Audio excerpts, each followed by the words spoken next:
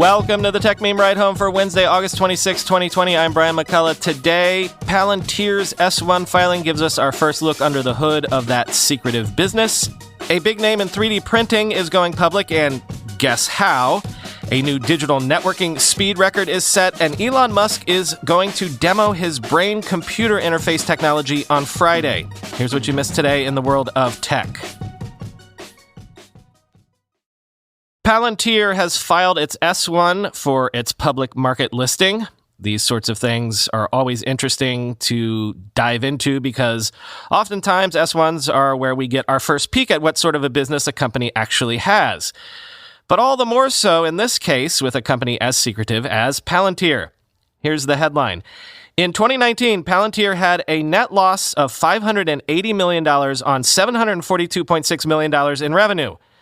Also, the company derives more than 20% of its total revenues from just two unnamed customers, one of which you would think has to be the CIA, right? So, is this a good business? Quoting CNBC. Revenue grew almost 25% from the year earlier, while the loss stayed about the same. In the first half of 2020, it lost $165 million, or $175 million on a pro forma basis. The company aims to trade on the New York Stock Exchange under the symbol PLTR. Rather than sell shares through an initial public offering, the company intends to debut with a direct listing, the same unconventional route taken by Slack in 2019 and Spotify in 2018. Palantir has two classes of stock, Class A and Class B, and while each share of Class A stock receives the rights to one vote, each Class B share gets 10 votes. The structure is similar to Facebook's. Peter Thiel is the largest holder of Class B shares, owning about 30% of them. Palantir plans to introduce Class F shares as well, and those will have a variable number of votes. The Class F shares are meant to give founders Thiel, Stephen Cohen, and CEO Alex Karp just below 50% of total voting power for the stock, essentially giving the founders control over major decisions. This echoes steps taken by other tech giants through the years, including Snap, which sold non-voting shares to investors, as well as Facebook and Google, now called Alphabet, which have introduced multiple classes of shares to maintain founder control, end quote. So that's notable. Basically, the founding team can never be outvoted, even if every single other shareholder in the company is on the other side of whatever the issue is. And let's just say that the letter that CEO Alex Karp included in the filing was interesting. Karp said the engineering elite of Silicon Valley do not know, quote, how society should be organized or what justice requires. Quoting Karp directly, our company was founded in Silicon Valley, but we seem to share fewer and fewer of the technology sector's values and commitments, Karp said.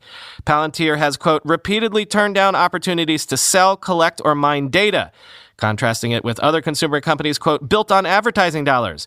Software projects with our nation's defense and intelligence agencies, whose missions are to keep us safe, have become controversial, while companies built on advertising dollars are commonplace. For many consumer internet companies, our thoughts and inclinations, behaviors, and browsing habits are the product for sale.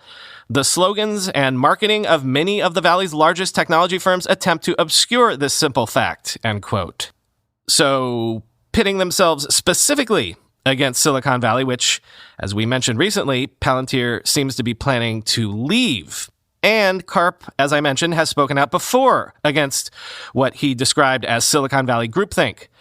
Also, there's this timely position taken in the letter, quote, our leadership believes that working with the Chinese Communist Party is inconsistent with our culture and mission, the filing says. We do not consider any sales opportunities with the Chinese Communist Party, do not host our platforms in China, and impose limitations on access to our platforms in China in order to protect our intellectual property, to promote respect for and defend privacy and civil liberties protections, and to promote data security, end quote. Sources are telling Mark Gurman that Apple plans to add AR content to Apple TV Plus next year, sort of as a form of bonus content, akin to director commentaries, I guess, which, quoting Gurman, in the new feature, elements of a TV show like characters or objects would be displayed on a viewer's phone or tablet and integrated into the surrounding environment, according to people familiar with the project. For example, someone watching a moonwalking scene in the Apple show For All Mankind might be able to see a virtual lunar rover on their device's display, seemingly perched atop their living room coffee table. The option would serve as bonus content akin to the director commentary or trailer that accompany a movie download and would be accessed from Apple's TV app on the iPhone or iPad. The AR feature is expected to debut next year ahead of an Apple headset in 2022 that will be built around augmented and virtual reality, said the people, who asked not to be identified because they weren't authorized to discuss the plan publicly. A release of the TV Plus feature had previously been set for later this year, but the effects of the coronavirus pandemic on software development and film production impeded that goal. Apple could ultimately decide to scrap the plan, the people said, and an Apple spokesman declined to comment, end quote.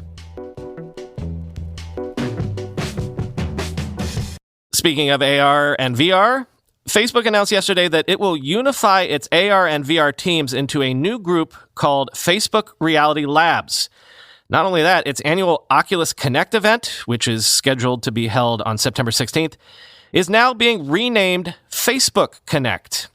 Something, Zuckerberg's weird obsession with subsuming everything under the big blue icon, right? But as TechCrunch notes, quote, Oculus has held a very different existence inside Facebook than other high-profile acquisitions like Instagram or WhatsApp. The org has been folded deeper into the core of the company, both in terms of leadership and organizational structure. The entire AR/VR org is run by Andrew Bosworth, a longtime executive at the company who is a close confidant of CEO Mark Zuckerberg. In some sense, the name change is just an indication that the product ambitions of Facebook in the AR/VR world have grown larger since its 2014 Oculus acquisition. Facebook is now no longer just building headsets. They're also building augmented reality glasses. They're adding AR software integrations into their core app and Instagram through Spark AR. And yes, they're still doing some stuff with Facebook Portal. In another sense, adding the term labs to the end of a division that's several years old with several products you've spent billions of dollars to realize seems to be Facebook doubling down on the idea that everything contained therein is, one, pretty experimental, and two, not contributing all that much to the Facebook bottom line. This seems like the likely home for future Facebook moonshots, end quote. So it's not hard to see Facebook telegraphing with this move the eventual sunsetting of the Oculus brand sooner than anyone would have thought, I guess. But also, that just heaps more heartburn on Oculus users and developers already angry about that requirement that you needed a Facebook account before you could even dare to pick up an Oculus device going forward. Andrew Bosworth even tweeted a new logo for the Facebook Reality Labs, saying, quote, even when we created the AR/VR org in 2017, the name never quite captured the depth and breadth of work and research our teams have been doing to build the next computing platform centered around people. Today, we're unifying under the name Facebook Reality Labs, end quote. To which Ben Lang snarked, quote, pretty sure you used to have a strong brand around that. What was it called again? Oh yeah, Oculus, end quote. The White House today announced a more than $1 billion investment to create 12 research institutions to focus on U.S. development of AI and quantum computing. Quoting VentureBeat, agencies including the National Science Foundation, U.S. Department of Homeland Security, and U.S. Department of Energy have committed to investing tens of millions of dollars in centers intended to serve as nodes for AI and quantum computing study. According to the Trump administration, over the next 5 years, the NSF will partner with the U.S. Department of Agriculture's National Institute of Food and Agriculture, the U.S. Department of Homeland Security's Science and Technology Directorate, and the U.S. Department of Transportation's Federal Highway Administration to invest $100 million across 5 AI institutes. Separately, the USDA will support 2 of its own institutes with $40 million in grants. The Trump administration claims the institutes bring together more than 100 entities, including companies like John Deere, which will seek to further develop and apply the research. Beyond the NSF's investments, the DOE will award $625 million to create 5 quantum information science research centers. Of the total, the Trump administration says $300 million will come from industry and academic institutions, with the remainder drawn from $1.2 billion earmarked in a 2018 law, the National Quantum Initiative Act for quantum research. The Trump administration says a coalition of 69 national labs, universities, and companies was selected in a 2-step vetting process to collaborate within centers across 22 U.S. states, Italy, and Canada. Among the participants are the University of Chicago, Harvard, Cornell, IBM, Intel, Lockheed Martin, and Microsoft, end quote.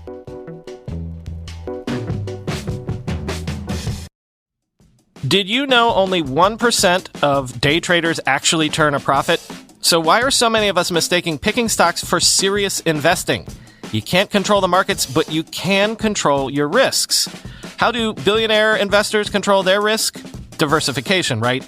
But billionaires have always been able to invest in things that you and I can't, like fine art, blue chip art.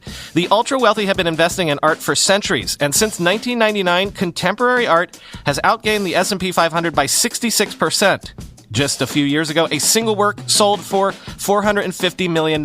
So imagine being able to invest in the very same paintings as millionaires and billionaires, but at a fraction of the cost. Masterworks.io is an exclusive platform that makes investing in art as easy as trading stocks online. And the best part is you don't even have to know anything about art to do it. Masterworks experts will create a custom portfolio to meet your investment needs.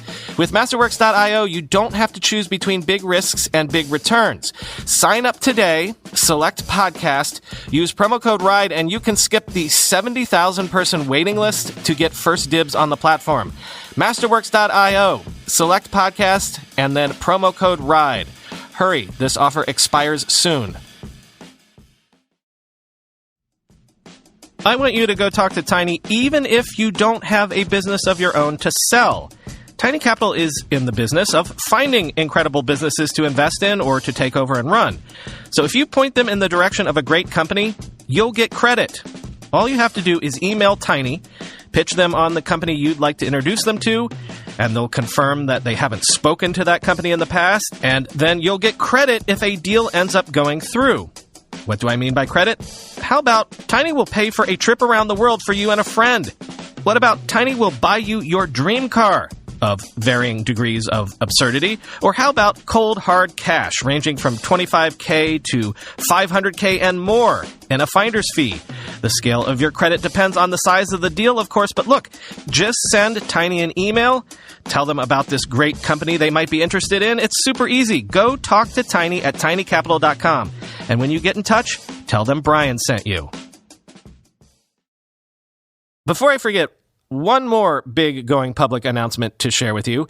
Desktop Metal has been one of the big names in the 3D printer space for a while now. Desktop Metal has raised $430 million in investment to date, and it was one of the fastest U.S. companies to achieve unicorn status back when that really meant something.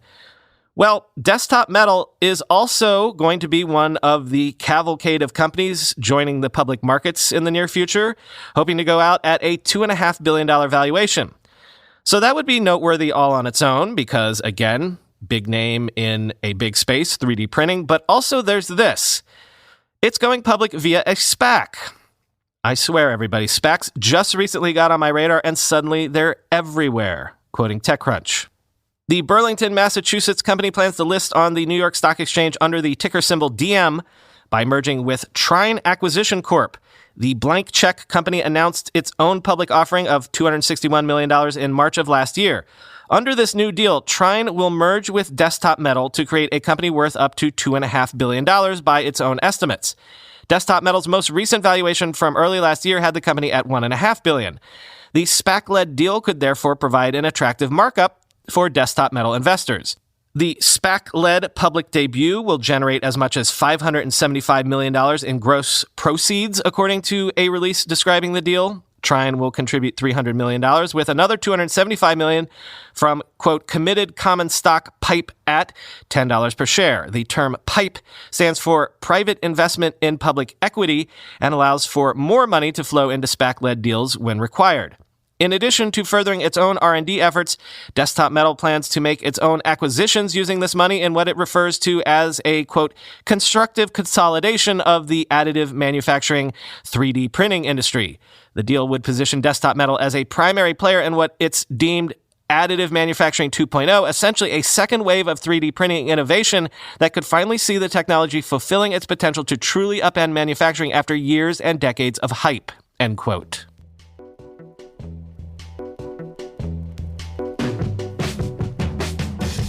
There's been a new data transmission record set. Imagine you could do networking at 178 million Mbps, quoting Gizmodo. Imagine being able to download every single movie and TV show on Netflix in less than a second. Thousands of titles in a literal snap. Researchers at University College London have the ability to do that with a new world record they set for fastest internet. 178 terabits a second, or 178,000 Gbps.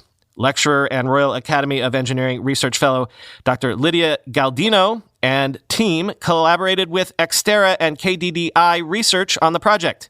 According to UCL's announcement, that speed is, quote, double the capacity of any system currently deployed in the world. To get that insanely fast speed, UCL researchers used a greater range of wavelengths than what's typically used in fiber optic cables and different amplifier technologies to boost the signal. Fiber optic cables tend to absorb signals, at least absorb the protons that are transmitted through the cable to make the signal, after a few miles because of the material the cables are typically made out of. Repeaters, which are like a Wi-Fi extender, are needed to retransmit those signals so they can travel for a longer distance. So what the researchers managed to do is not only extend the signal, but also massively amplify it.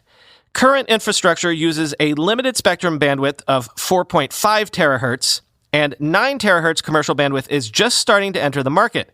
5G on the high band or millimeter wave spectrum operates on 24 gigahertz and above and can transmit data up to a rate of 123 Gbps. But the internet speed Dr. Galdino and team achieved uses a 16.8 terahertz bandwidth to get 178,000 Gbps. Makes 5G seem rather slow when you put those numbers side by side. This kind of system would be cheap to integrate with our existing internet infrastructure, too. According to UCL, upgrading amplifiers at certain intervals would be a fraction of what it would cost to install new fiber optic cables, roughly $21,000 for every 25 to 62 miles versus $494,000 every 0.62 miles or 1 kilometer. This sounds like it could be a worthwhile solution to help shrink the digital divide, something that the current pandemic has further illustrated the seriousness of, end quote. Finally today, just a heads up that Elon Musk plans to demo his mysterious Neuralink machine-brain interface technology at 6 p.m. Eastern Time this Friday. Quoting The Verge, Musk has spoken repeatedly about his belief that brain-machine interface devices are needed to help humans keep up with AI by supplementing our brain power. But right now, his goal is much simpler, to create an implantable device that lets people control phones or computers with their mind. Musk initially announced the August 28th progress update back in July and has now offered more details on what will be shown. He says the update will include the unveiling of a second-generation robot designed to attach the company's technology to the brain and a demo of neurons firing in real time, though it's not clear exactly what is meant by this. Even compared to Musk's other ventures like Tesla and SpaceX, Neuralink is ambitious. The company wants to connect to the brain using flexible electrodes thinner than a human hair that it calls threads. Current BMI devices use stiff electrodes for this job, which can cause damage.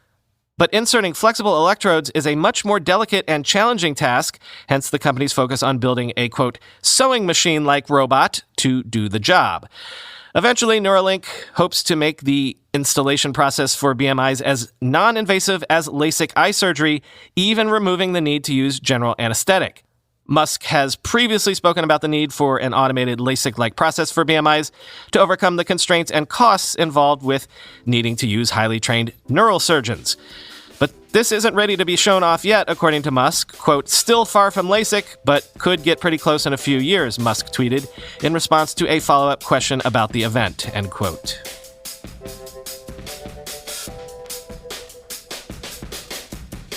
I, for one, look forward to upgrading my brain to stay ahead of the robots, of course. You never know about Elon's demos. They're always wild, but sometimes they're wild in the wrong way. I don't know, though. Why do I have the feeling that this one might be more than a little mind-blowing? I guess we'll see. No word yet on how we'll be able to watch this event on Friday, but I guess keep your eye on the Neuralink YouTube channel. Talk to you tomorrow.